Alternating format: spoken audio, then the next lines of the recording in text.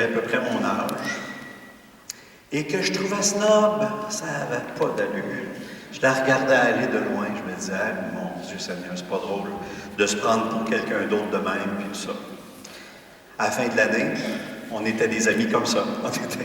Parce que j'ai appris à la connaître, parce que j'ai appris à la fréquenter, parce qu'on s'est parlé, parce que j'ai découvert que la première impression, je m'étais complètement fourvoyé du tout au tout. C'est un peu l'enjeu de l'Évangile d'aujourd'hui, quand Jean-Baptiste est devant le Seigneur et il répète par 2 fois dans l'Évangile, « Moi, là, je ne le connaissais pas. » En passant, quand il y a une répétition dans la Bible, là, quand une phrase revient quelquefois dans un même texte, là, ça devrait sonner une cloche dans notre tête à la longue, parce que ça veut dire que là, il y a quelque chose d'important. Il y a un nœud que l'évangéliste veut nous aider à saisir. 2 fois de fil, Jean-Baptiste dit à propos de Jésus, « Je ne le connaissais pas. » Parce qu'il est en train de nous apprendre quelque chose que vous avez tous expérimenté quelque part dans votre vie. Il y a 2 genres de connaissances. Je vais vous donner 2 exemples. Tout le monde ici connaît Céline Dion, ça va? Je ne sais pas, non, ça va. Levez donc la main ceux qui ont déjà pris un café avec elle. Même chose, tout le monde connaît le pape François, ça va? Oui. Qui a déjà eu un entretien privé avec lui? Qui a déjà, je ne vous dirai pas qui c'est qui l'a déjà touché, parce que ça ne veut pas dire le connaître, là. Il y en a qui s'extasient parce que j'ai touché le pape. Mais bon, on sait, on saisit qu'est-ce que ça veut dire? Connaître. Connaître, vraiment, ça veut dire entrer dans une relation d'intimité, où je suis capable de connaître un peu plus l'autre dans ses rêves, dans ses angoisses, dans ses projets, dans ses valeurs, dans son histoire et dans ce qui se projette dans l'avenir. Connaître l'autre, c'est dire, oui, je suis capable de parler de lui, et lui me connaît aussi. Ça va dans les 2 sens. Ça, c'est la connaissance personnelle, quand il y a une relation personnelle qui s'est installée. Et l'enjeu qui vient avec l'Évangile et qui, là, nous concerne, c'est de pouvoir dire, nous autres, de se poser la question, est-ce que je connais le Christ? Est-ce que je connais vraiment Jésus dans ce sens-là, là, d'une relation d'intimité? Bien sûr que tout le monde connaît le Christ, tout le monde connaît la croix, tout le monde connaît ce Jésus-là. Puis je dis tout le monde, ça commence à se perdre. Il y a eu un sondage, il y a plusieurs années déjà, ça veut dire que ça ne s'est pas amélioré, où on montrait à des jeunes différents logos, puis pour pouvoir les identifier, je ne sais pas, moi, un logo d'une compagnie, General Motors, le McDo, il y avait une croix, il y avait, etc., etc.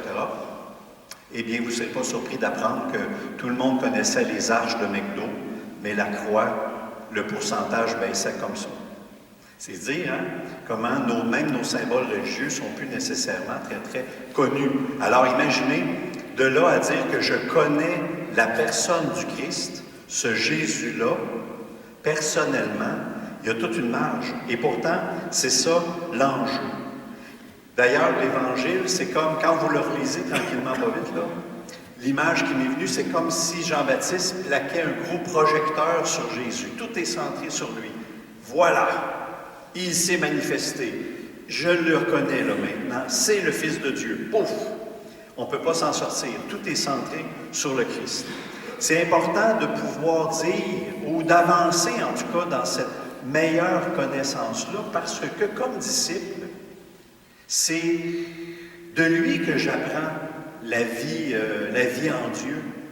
Si je me dis disciple du Seigneur, si je me dis élève, si je le reconnais comme maître, bien c'est de lui que j'ai à apprendre comment vivre sur ce monde en lien avec l'Évangile. Un petit peu comme dans la chanson « Comme lui, ça va, on essaie la table ». Alors, le « comme lui », tous les baptisés sont invités à le vivre. Et il y a un défi là-dessus, parce que si le Seigneur n'est pas au centre, bien, je vais peut-être apprendre toutes sortes d'affaires, mais pas nécessairement l'essentiel. Dans mes réflexions, puis dans la préparation d'homélie, je suis tombé sur une citation de Charles Péguy. Peut-être que ça vous dit quelque chose, un grand auteur, qui disait ceci. « Nous n'avons pas trop de toute une vie pour que l'eau versée sur notre tête lors du baptême descende jusqu'à nos pieds. » C'est beau, hein? Comment notre baptême, comment notre nom de disciple, comment notre vie chrétienne, elle a besoin souvent de toute une vie pour s'incarner jusque dans nos paroles, dans nos gestes, dans nos engagements. Et ça passe par mieux connaître le Christ. C'est lui qui est au centre de notre foi. C'est lui qui donne sens à notre religion. Si on enlève le Christ de notre religion, tous nos rituels, toutes nos prières, toutes nos célébrations sont vides. Et c'est une des choses qui m'attriste le plus présentement dans notre monde religieux, c'est que même nos bons catholiques vont très souvent se remplir leur journée ou leur lecture ou leur prière par bien des choses qui sont périphériques. Les anges, par exemple, ou Marie, j'ai absolument rien contre Marie, mais il y a des gens qui ne jurent que par Marie et qui en oublient même le Christ, ou bien les annonces de fin du monde, ou etc., etc., etc. Ce sont des choses qui sont liées à notre religion, mais qui sont en périphérie, qui ne sont pas l'essentiel. Si on oublie le cœur, bien, le restant vaut presque rien. Et il y en a beaucoup comme ça, qui laissent de côté le Christ. Alors, comment apprendre à le connaître? Puis je vais terminer avec ça. Bien, ça passe exactement comme vous dans relation d'amitié, en le fréquentant, ce Jésus-là, en désirant le connaître. Puis comment on le fréquente? Bien, il y a 4 moyens qui sont à la portée de tout le monde. Le plus important, la parole de Dieu. C'est dans la parole qu'on apprend à découvrir le Christ. Et je vais juste vous donner un exemple aujourd'hui. Jean-Baptiste qui dit « Voici l'agneau de Dieu ». On le répète à chaque Eucharistie. « Voici l'agneau de Dieu ». Voici celui qui enlève le péché du monde quand je montre le pain. Alors, ça vient de quelque part, cette phrase-là. Ça vient de la parole de Dieu. Et il y en a combien comme ça, là, de la parole de Dieu dans nos liturgies, dans notre Eucharistie, que si on ne saisit pas le contexte, bien, ça passe comme une habitude, puis on n'en fait plus de cas. Et pourtant, il y a tellement de richesse là-dedans. Alors, la parole de Dieu à méditer. Et c'est aussi simple que de dire, je pars avec le prier en Église, puis je vais la relire, l'Évangile. Je vais relire cet Évangile-là, puis je vais prendre le temps de le lire avec le cœur. Pas intellectuel, pas me demander, c'est-tu vrai qu'il a marché ses eaux?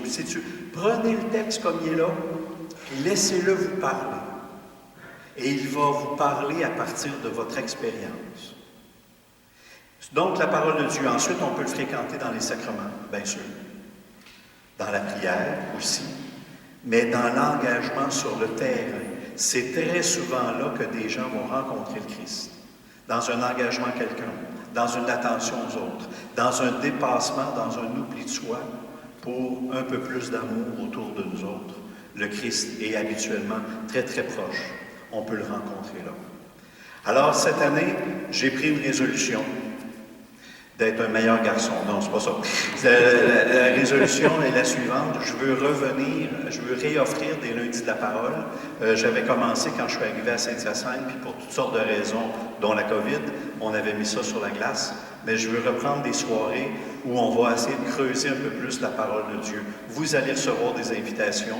Je vais en faire des événements urbains, évidemment, pas seulement pour les paroisses individuelles, mais on va essayer ensemble de découvrir qu'est-ce qu'il y a dans ce livre-là, comment aller chercher la richesse qui s'y trouve. En attendant, je vous souhaite une bonne fréquentation, puis je vous promets de très, très belles rencontres avec le ressuscité. Amen.